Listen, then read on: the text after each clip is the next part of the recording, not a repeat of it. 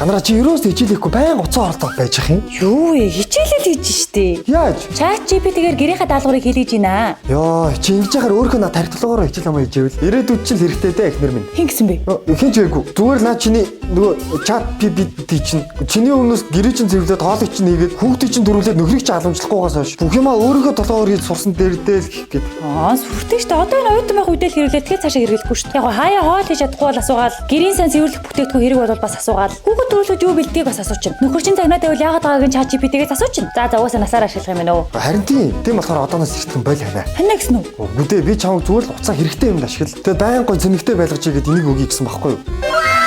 Энэ юу вэ? Charge brand-ийн power bank. Оо, ямар гоё юм бэ? Charge brand-ийн power bank бол Оюутан залууст хамгийн тохиромжтой, жижигхэн авсаархан хэрнээ биедээ байнгу хүчин чадал сайтай. Дээрээс нь өөрийн хэрэгцээнд нийцүүлсэн соронцтой, соронцгүй лаптоп болон хоёр тохиромж зэрэг цэнэглэдэг төрлүүдээс сонгож хэрэглэх боломжтой. Хамгийн гол нь 3C тэмдэглэгээтэй учраас гадаад руу онгоцоор нисэхдээ power bank-а хураална гэж санаа зовох хэрэггүй. лааж байгаа сте. Лааж штэ. Баттай үргэж. Ха? Ау?